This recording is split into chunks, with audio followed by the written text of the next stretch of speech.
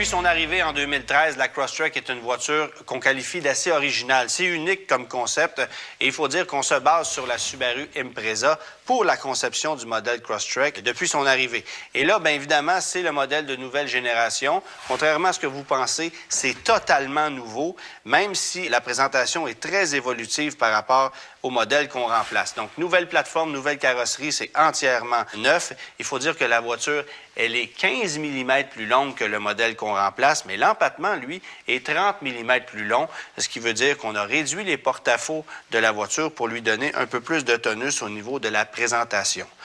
Une des nouveautés cette année, c'est le fait qu'on ajoute une 4e version, modèle d'entrée de gamme, modèle commodité dont la facture débute à un peu plus de 23 000 $. Suivra ensuite le modèle tourisme et celui-là se distingue par l'ajout de phares anti-brouillard sur le plan esthétique. Vient ensuite le modèle sport sur lequel on ajoute des feux à ailes directionnels qui sont aussi offerts sur la version Limited qu'on a ici. Et celle-ci, elle se distingue par plusieurs petits éléments. D'abord, les jantes de 18 pouces, la ceinture de fenestration chromée et les poignées de portière chromées, poignées qui, soit dit en passant, sont empruntées à Toyota. Comment distinguer une Crosstrek d'une Impreza régulière? C'est simple. La voiture est relevée de 90 mm et vous allez remarquer des pare-chocs beaucoup plus agressifs, des contours d'ailes, des bas de caisse, un pare-choc arrière complètement différent et bien sûr les fameux longerons de toit qui sont de série sur tous les modèles Crosstrek.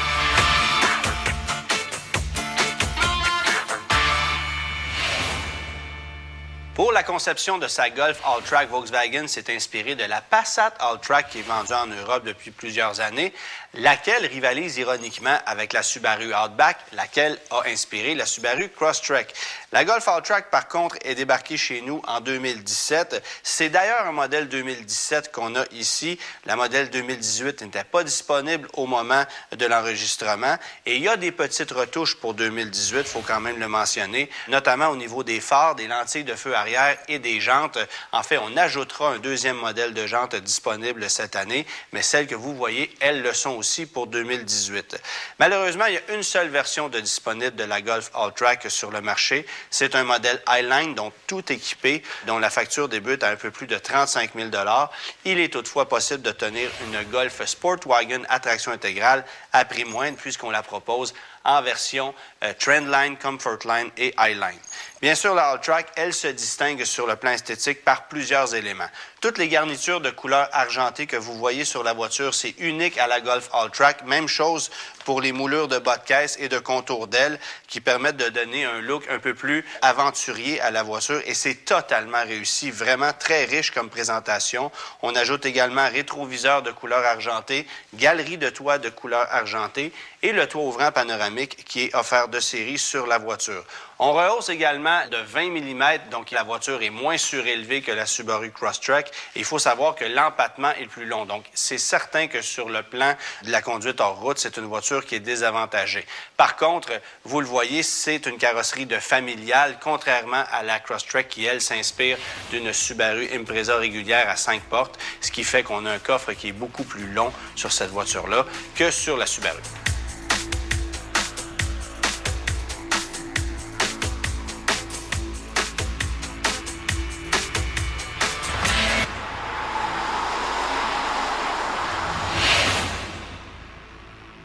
Premier avantage de la Crosstrek, c'est au moment de se glisser à bord. La voiture est vraiment à un niveau parfait, si bien qu'on n'a pas réellement besoin de se pencher ou de grimper à bord du véhicule pour s'installer derrière le volant.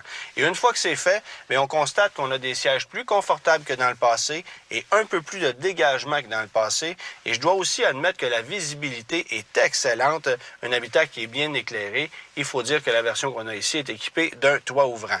Maintenant, c'est plus moderne aussi. Ça, vous le voyez, on s'entend, ça ne réinvente rien, mais Subaru s'est mis à jour en matière de technologie, particulièrement dans la version de Limited qui vous offre plus de gadgets que dans les autres, évidemment. Et je veux d'ailleurs mentionner que le modèle commodité qui fait office de modèle de base cette année est équipé d'une sellerie de tissu vraiment bon marché et on n'a pas de siège chauffant non plus, si bien que la plupart des gens vont minimalement passer à la version tourisme, laquelle va vous offrir oui, les sièges chauffants, une caractéristique qui est très prisée ici au Québec, on le sait. L'ergonomie, c'est parfait. Vraiment, l'instrumentation, ça demeure à peu près la même chose que dans le passé, avec le petit écran central qui nous divulgue une foule d'informations. Dans le cas qui nous concerne ici, On a la version équipée du système EyeSight, une technologie d'assistance à la conduite qui est offerte uniquement sur les modèles Sport et Limited à boîte CVT, ça faut le savoir.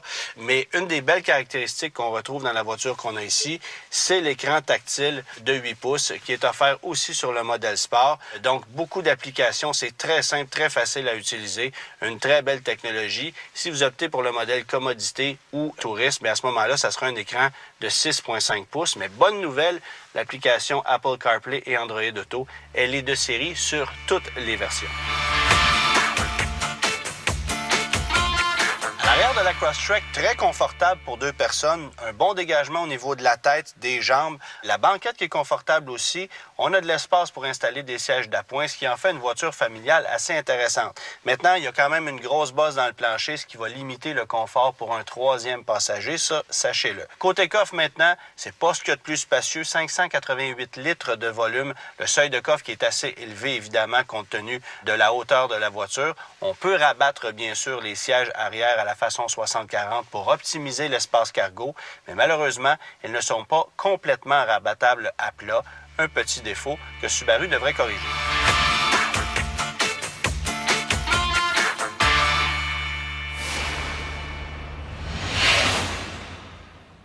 Vous le voyez, la finition dans la Golf All-Track, elle est magnifique. C'est un peu une présentation à la Audi, ce qu'on a ici. Rien d'original au niveau du design, même si on a certaines garnitures qui rehaussent l'habitacle parce que c'est un modèle Highline. Mais au niveau de la présentation, de la qualité de finition et d'assemblage, c'est vraiment exceptionnel. Il faut savoir d'abord que c'est un modèle 2017, comme je le disais, et il y a un changement pour 2018 qu'on remarque ici, c'est l'ajout d'un nouvel écran tactile de 8 pouces qu'on obtient aussi dans la Golf électrique et la Golf R et qui vient remplacer l'écran tactile que vous voyez ici. Vraiment un système qui est extrêmement ergonomique. Donc, une bonne nouvelle parce que c'est offert de série. Sont aussi offerts de série, évidemment, la sellerie de cuir, les sièges sport qui sont très confortables et qui permettent d'obtenir beaucoup de latitude au niveau de l'assise, le toit ouvrant panoramique, climatisation automatique, les sièges chauffants, bien sûr. On n'a pas de volant chauffant, malheureusement, contrairement à Subaru, une petite caractéristique que bien des gens apprécient. Mais je dois vous dire, par contre, que on est très bien installé à bord de cette voiture-là, beaucoup de dégagement et l'ergonomie est exceptionnelle. L'instrumentation d'ailleurs qui, elle, est très très simple à consulter. On a des commandes placées au volant pour aller jouer dans les différents paramètres.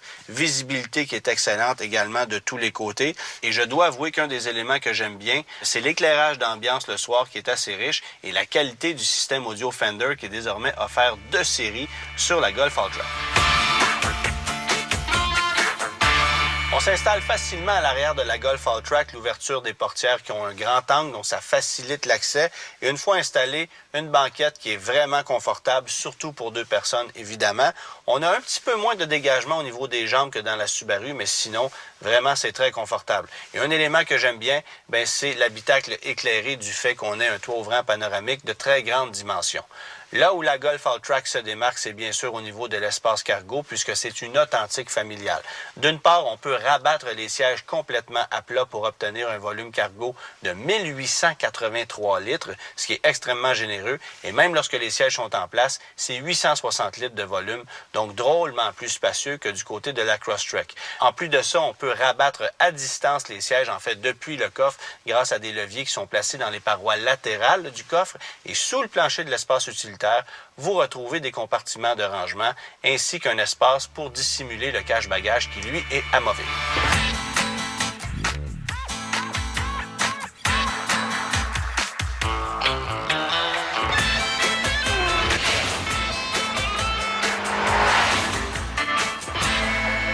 On voit de petites évolutions techniques du côté de la Subaru Crosstrek cette année. D'abord, côté mécanique, c'est toujours un 4 cylindres de 2 litres à cylindre opposé, bien sûr, qui fait 152 chevaux cette année, donc 4 chevaux de plus seulement que le moteur de précédente génération. Et ça, c'est grâce à l'injection directe de carburant qu'on a ajouté sur la voiture cette année.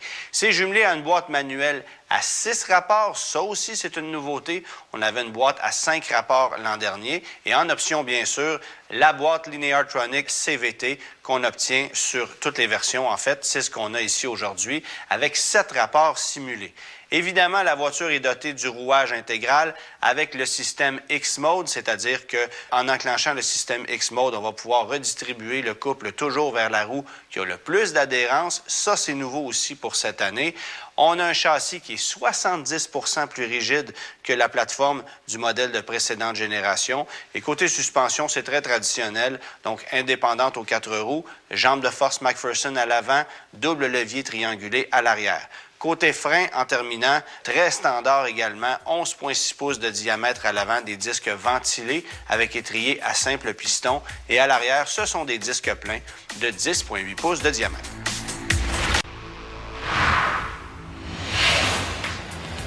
Départ canon avec la Crosstrek, qui n'est pas une voiture très puissante, il faut le savoir. On gagne que 4 chevaux de puissance par rapport à l'ancienne génération. Mais la boîte CVT est plus agréable en accélération, ça c'est sûr. On l'entend moins râler.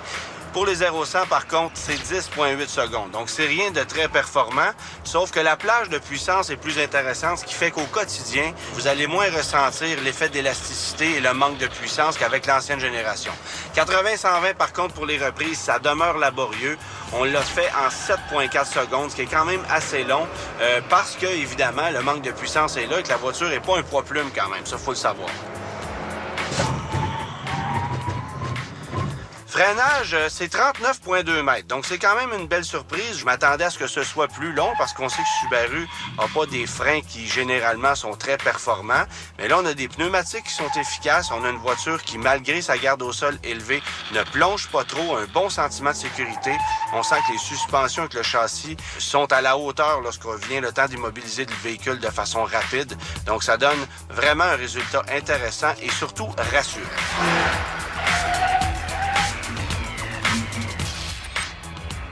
Conduite dynamique maintenant, évidemment, on n'a pas le moteur 2 litres turbo qu'on va retrouver du côté du Forester ou de la WRX et ça serait agréable de pouvoir l'offrir dans cette voiture-là, ne serait-ce que dans une version qui coûte plus cher, qui est plus performante, mais on ne l'a pas pour l'instant. Le seul moteur, c'est le 2 litres, 152 chevaux. Et pour exploiter la puissance, il n'y a rien de mieux que la CVT. Vous allez trouver ça comique, même si on a ajouté une boîte manuelle à 6 rapports cette année, la CVT demeure plus intéressante sur le plan dynamique parce qu'on va chercher chaque chevaux nécessaire dans toutes les situations. Et vraiment, avec les 7 rapports simulés, la transmission travaille de façon très efficace. On a même des palettes de changement de vitesse au volant. Belle amélioration au niveau du châssis. On sait que la plateforme est 70 % plus rigide que sur l'ancien modèle. Ça paraît. Et on a modifié les barres stabilisatrices, les points d'attache qui sont plus solides et qui sont placés plus aux extrémités que par le passé. Donc, ça donne une tenue de route plus intéressante, moins de roulis. La plus belle amélioration, par contre, se trouve au niveau de la direction.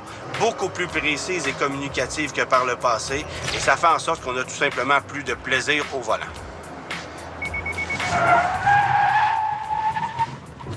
Bon, évitement d'obstacles, bien, vous l'avez entendu, le système EyeSight qui s'est mis à sonner, détection d'obstacles en marche avant. C'est dommage que l'EyeSight soit une option sur les modèles Sport et Limited. Je pense que Subaru aurait pu l'offrir de série sur une plus grande variété de modèles. Malheureusement, c'est pas le cas. Mais au niveau de la trajectoire, c'est parfait. Et merci à la direction, nouvelle direction qui, encore une fois, est très efficace.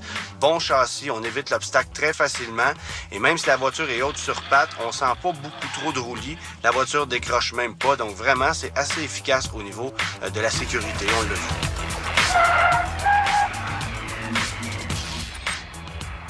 Balade au quotidien maintenant. Et je veux d'abord commencer par un élément qu'on a beaucoup amélioré sur la Crosstrek, l'insonorisation. De loin supérieur à ce qu'on avait avec l'ancien modèle, qui était bruyant et qui n'était pas très confortable non plus, sauf faut le mentionner. Et ça aussi, c'est un élément qu'on a amélioré. L'empattement qui a été légèrement modifié et la voiture a une suspension drôlement plus efficace qui fait que la voiture est plus confortable au quotidien dans toutes les situations. Je dois aussi vous dire que sur le plan technique, on a le choix de 2 transmissions et que la CVT est plus intéressante au quotidien que la manuelle, qui même si elle gagne un rapport supplémentaire, on en a 6 maintenant, ça demeure une boîte qui est un petit peu plus récalcitrante et un peu moins agréable que la CVT qui, elle, fait un boulot formidable. Ça, faut le mentionner. Je dois aussi parler du rouage intégral. Subaru qui est maître dans l'art avec son système de traction intégrale. On a 60 % de la puissance acheminée aux roues avant en tout temps, 40 % à l'arrière. La distribution du couple peut varier selon les besoins.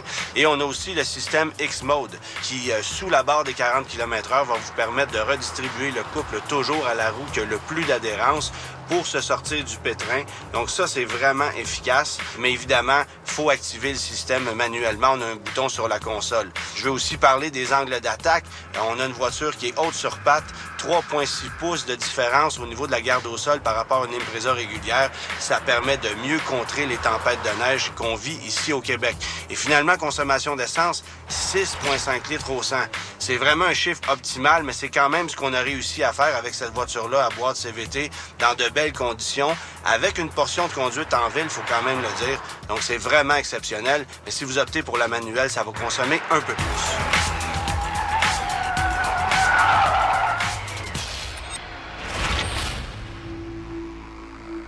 Salut Mathieu. Salut Antoine. Bon, cette semaine, une Subaru, on l'a vu un peu plus tôt cette année, que les Subaru, c'est des voitures un peu plus chères à entretenir que les autres japonaises. Par contre, c'est des mécaniques solides. Définitivement, Antoine. Puis si tu me permets d'entrer de jeu, c'est une petite particularité, là, mais pour ce qui est du grade d'huile, souvent, on va utiliser le même grade d'huile pour l'ensemble de la gamme. Et chez Subaru, en 2018, pour les moteurs atmosphériques, c'est de la 0W20 et de la 5W30 pour les autres moteurs turbocompressés ou 6 cylindres. Okay. Donc, c'est important de le savoir. Souvent, on a tendance à mettre toujours le même grade. Donc, un petit changement. Toujours synthétique, bien sûr. Définitivement. OK. Pour ce qui est des coûts d'entretien, comme tu le mentionnais, effectivement, c'est plus dispendieux que la moyenne. Premier changement d'huile aux 6 mois, aux 10 000 km, on parle d'une centaine de dollars. Ça, c'est quand même correct. Où ça se gâte, c'est le deuxième, à 20 000 km ou 1 an. Donc là, on frôle le 400 $ pour l'entretien et on fait tout simplement un entretien de frein de plus que le premier changement d'huile avec une inspection visuelle. Donc, c'est très dispendieux. Est-ce que c'est justifié par rapport au coût des pièces supplémentaires qu'on va appliquer, qu'on va utiliser sur l'auto? Disons, proportionnellement à ce que toi, tu ferais comme travail, est-ce que l'écart de prix est comparable? C'est pas justifiable parce que tu parles de pièces. Quand on fait un entretien de frein, à part d'utiliser de la graisse et de la main-d'œuvre, il n'y a absolument rien de plus. Ça. Donc, il n'y a pas de pièces. C'est de l'ajustement du nettoyage. Exactement. Et puis, bon, c'est sûr que c'est beaucoup moins dispendieux dans un atelier indépendant. Là, il y a quand même à peu près un 30 de différence. Okay. Et là, on n'a pas parlé de l'entretien à 60 000 km où on va faire même principe, changement d'huile, entretien de frein, et on rajoute le nettoyage des injecteurs. Et là, on frôle le 700 $. Donc, c'est vraiment dispendieux à entretenir. Ça se compare à des véhicules là, haut de gamme. Oui, c'est ça. C'est pas un logo Audi qu'il y a ici, pourtant. Non, puis c'est sensiblement le même prix qu'une Audi à entretenir. Subaru se reprend à ce niveau-là. Oui. Bon, fiabilité maintenant, ça, c'est quand même des bonnes nouvelles. Oui, ça va très bien. Il y a eu quelques cas de répertoriés, bon, surtout en hiver, chaussée glissante, la neige, la slotch, où le véhicule a tendance à louvoyer. On sent que c'est comme si ça flottait et c'est directement relié à la géométrie des roues, l'alignement qui n'est pas adéquat. Alors, à ce moment-là, le véhicule va avoir tendance à flotter, si on veut. C'est une petite voiture, traction intégrale, l'empattement court, donc un peu plus fragile à ce niveau-là, peut-être? Exactement. Puis c'est la même chose pour d'autres fabricants. Hein? Quand l'alignement est affecté, on peut avoir cette sensation. Oui. Pour ce qui est du reste, bon, multimédia, là, jumelage de téléphone, GPS, on a quelques problèmes avec ça. Le problème principal, par contre, c'est vraiment la consommation d'huile. Bon, je voulais que tu m'en parles, parce que ça, c'est un problème qu'on a, en fait, depuis très longtemps, puis qu'on n'a pas réglé. Oui, exactement. Bonne nouvelle, par contre, Antoine, on a une extension de garantie de 8 ans ou 160 000 km sur les véhicules. Et même les gens qui ont dépassé 8 ans, 160 000 km ont quand même le droit à 1 an supplémentaire, kilométrage illimité, à partir de la réception du bulletin technique. OK. Donc ça vaut vraiment la peine. Alors là, on a fait nos devoirs chez Subaru, on était au courant du problème, puis on a remédié à la situation. Est-ce que tu peux me certifier cependant qu'en 2018, il n'y en aura pas de consommation d'huile? Malheureusement, la réponse est non. Je peux pas te le confirmer, c'est le futur qui va nous le dire.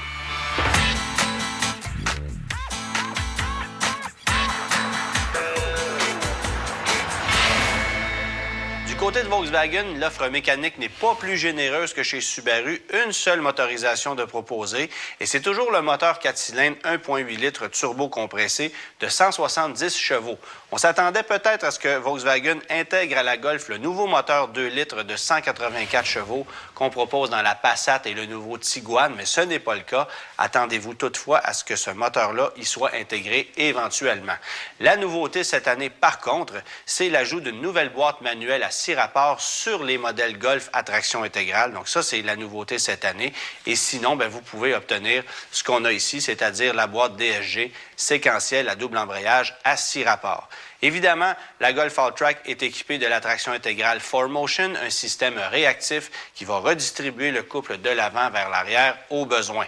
La Golf utilise depuis 2015 une nouvelle plateforme, la plateforme MQB, qu'on utilise aussi sur plusieurs autres produits de marque Volkswagen. Et côté suspension, c'est assez traditionnel. Jambes de force McPherson à l'avant, suspension multibras à l'arrière. Et côté frein, des disques de 11,3 pouces à l'avant, de 10,7 pouces à l'arrière. En terminant, je veux mentionner que la capacité de remorquage de la Golf est de 1000 livres, donc 454 kilos, alors que du côté de Subaru, c'est 1500 livres.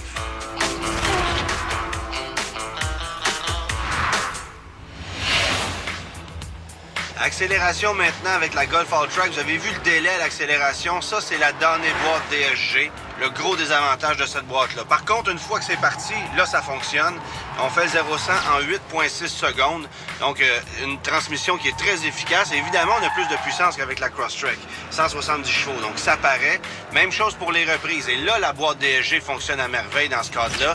On fait le 80-120 en 6,1 secondes. Donc, c'est drôlement plus rapide et dynamique que la Crosstrek au niveau des performances mécaniques, du moins.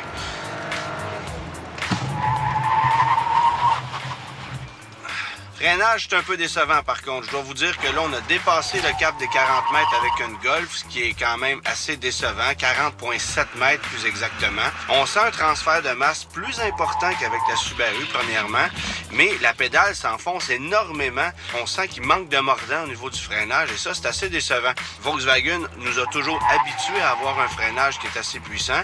Et là, visiblement, le poids de la voiture, qui est quand même 90 kg supérieur à celui de la Crosstrek, devient un désavantage.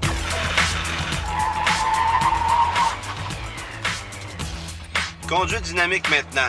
La transmission est placée en mode sport et la voiture aussi est placée en mode sport. On a 4 modes de conduite différents sur cette voiture-là. Et évidemment, en plaçant le tout en mode sport, ça change des paramètres, bien sûr, de la transmission, mais également de la gestion de la puissance mécanique. Je dois vous dire que la Golf All-Track est quand même une voiture plus dynamique à conduire que la Crosstrek. La garde au sol est plus basse. On a seulement 1 pouce de différence au niveau de la hauteur par rapport à la Golf Sportwagen régulière. Donc, ça permet d'obtenir une meilleure tenue de route qu'avec la Crosstrek. La direction qui est toujours aussi efficace que par le passé. Vraiment, ça, c'est une des belles cartes cachées de Volkswagen. Et l'agrément de conduite est vraiment génial. On n'a pas l'impression du tout de conduire une familiale.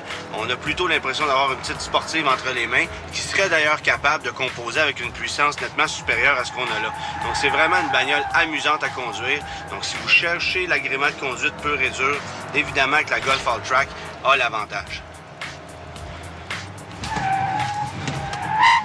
Ouf! Bon, pour l'évitement d'obstacles, ce que je viens de vivre, c'est exactement la même chose que ce qu'on a vécu il y a 2 ans avec la Golf 5 portes et avec la Audi A3. En ce sens que, oui, la trajectoire est parfaite, ça, vous l'avez vu. La direction qui fait un bon boulot, on a un châssis qui est super rigide et ça, c'est tout à l'honneur de Volkswagen. Par contre, l'ABS ici a été pris en défaut et la distance pour s'immobiliser complètement est interminable. Ça en est presque dangereux. Donc, vraiment un élément à corriger parce que sinon, c'est quand même très bien.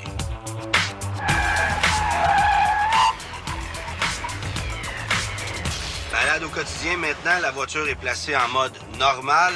Et là, ce qu'on remarque, c'est que c'est vraiment une voiture très confortable, avec laquelle on veut avaler des kilomètres parce que la Golf est une routière. J'ai toujours dit que cette voiture-là se comportait comme une intermédiaire, même s'il s'agit d'une compacte. Et on le voit encore une fois avec la All-Track, même si la voiture est un petit peu surélevée, qu'on a une suspension légèrement modifiée. Vraiment, c'est une bagnole très agréable au quotidien. Le format est intéressant, la visibilité est excellente de tous les côtés. En plus, on a sur la version qu'on a ici tous les systèmes d'assistance à la conduite qui ne sont pas trop intrusifs, donc extrêmement efficaces. J'aime le châssis, j'aime la direction de cette voiture-là. Le couple du moteur est intéressant aussi. Et comme je le disais, la boîte DSG en milieu urbain, il y a toujours un petit délai agaçant, mais une fois lancé, ça fonctionne à merveille. Et la bonne nouvelle, c'est que pour contrer ça, on peut opter cette année pour une nouvelle boîte manuelle à 6 rapports qu'on n'avait pas lorsqu'on a lancé la Golf All-Track en 2017. Donc ça, c'est l'avantage.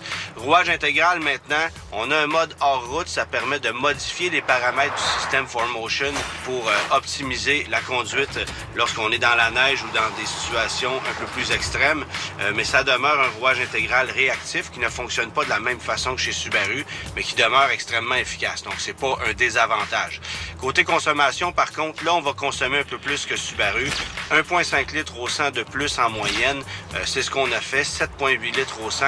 Toujours, bien sûr, dans des conditions optimales, mais je dois vous dire qu'au quotidien, en moyenne, vous allez faire environ 8,5 à 9 litres au 100 km, ce qui est quand même pas si mal pour une voiture de plus de 1500 kg dotée d'un rouage intégral. Est-ce que ça aurait pu être mieux? Peut-être, mais si vous cherchez l'économie d'essence à tout prix, il y a la Crosstrek.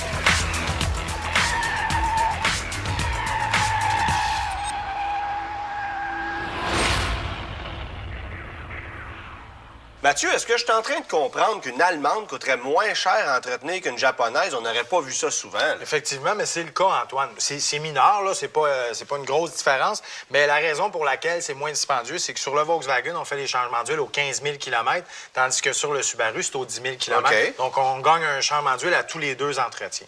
Donc, le premier à 15 000 km, on parle d'environ 150 $ changement d'huile avec entretien et inspection visuelle. Ça revient à peu près au même, OK? Sensiblement la même chose. Par contre, le deuxième à 30 000 km, là, on parle d'environ 260 $. Mais il faut savoir que l'entretien des freins n'est pas inclus comme sur le Subaru. Donc, c'est un extra, c'est un supplément.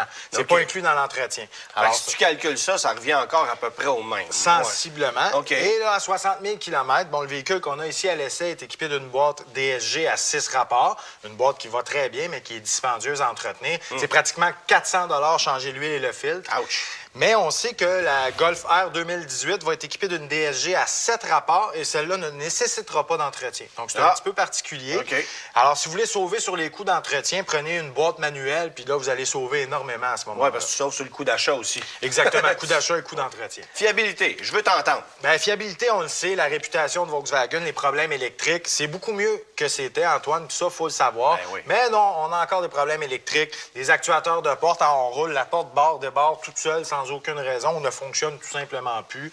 Les toits panoramiques, infiltration d'eau, on en a eu plusieurs, ça.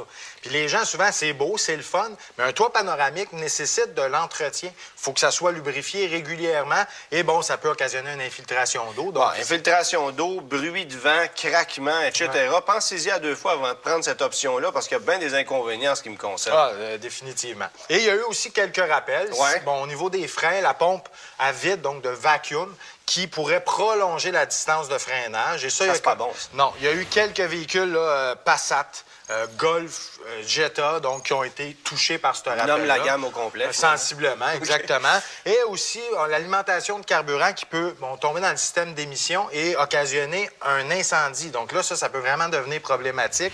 Et ça a été les A3 et les Golf qui ont été touchés et pratiquement 35 000 unités. Donc, c'est énorme. Alors, pour ceux qui se posent la question, allez sur le site de Transport Canada, numéro de série de votre voiture, savoir si jamais vous avez été touché par ça. La bonne nouvelle, c'est la garantie. Oui, exactement. Donc, 4 ans, 80 000 km, la garantie de base comparativement à 3 ans, 60.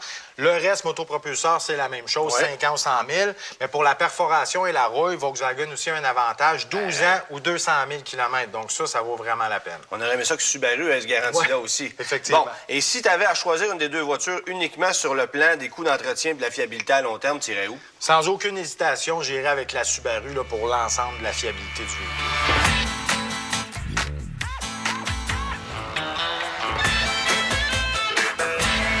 Le moins qu'on peut se dire, Luc-Olivier, c'est qu'il n'y a pas de gros perdants dans ces 2 produits-là. 2 bagnoles extrêmement sérieuses, extrêmement surprenantes dans leur ensemble. Maintenant, j'imagine que tu as une préférence. Oui, bien écoute, je me suis quasiment surpris dans mes décisions finales parce que pour moi, la Alltrack, quand elle a été annoncée, je me suis dit, bon, ça, c'est la voiture parfaite. Capacité en route, rouage intégral, familial, possibilité d'une transmission manuelle. J'ai fait « wow ». C'est comme « wow ». Plus l'agrément de conduite qu'on connaît chez Volkswagen.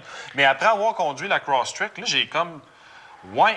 C'est un produit qui est extrêmement sérieux, très solide, c'est agile. Puis au niveau de la conduite, j'ai trouvé ça plus, je m'excuse l'anglicisme, mais plus nimble. Tu sais, c'est plus joyeux comme véhicule. Ses capacités en route sont réelles, on fait pas semblant. Donc ça aussi, c'est un avantage. J'adore ce que Subaru a fait à l'intérieur du véhicule, la présentation intérieure qui est à des années-lumière de ce que c'était avant, la finition qui est supérieure, l'équipement. Et pour le prix, j'ai trouvé que, ma foi, c'était assez décent, là. Tu as une voiture qui est complètement équipée pour environ 35 000 $. Donc, je trouve que ça a vraiment du sens.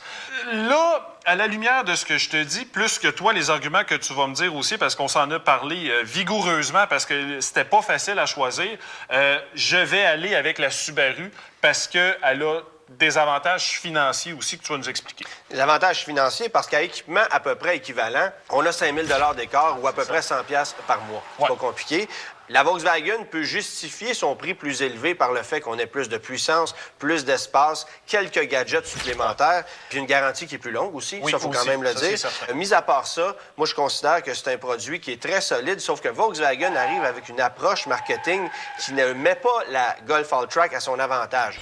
Une version, un prix, un modèle haut de gamme, assez onéreux. Ouais. Malheureusement, c'est pas la stratégie de Subaru qui, elle, vous propose une Crosstrek à partir d'un prix d'environ 23 000 $ jusqu'à la version qu'on a là. Une gamme complète. Ouais. L'offre est beaucoup plus généreuse. On est très, très, très sérieux dans l'approche. Bref, on prend cette formule-là très au sérieux. Je pense que Volkswagen aurait tout avantage à offrir une Golf All-Track en version Trendline, Comfortline et Highline, comme on le fait avec la Golf familiale, en fait. Exactement. Et c'est pas le cas. Donc, malheureusement, pour ça, je dois donner avantage à Subaru également. Mais c'est sûr que la Golf est une bagnole très passionnante à conduire, plus pratique au niveau de l'espace, du coffre, etc. Tout dépendant de vos besoins. Sachez une chose, il n'y a pas de perdant majeur entre ces deux produits-là, mais la Subaru a l'avantage d'être mieux ciblée, très intéressante et beaucoup plus intéressante surtout que l'ancienne génération qu'on remplace. Et financièrement, sachez que c'est deux voitures qui vont gagner une excellente valeur de revente. Je veux dire, il n'y a pas de produit qui ne vaut pas la peine d'être considéré là-dedans, mais Subaru a un petit avantage. Ouais.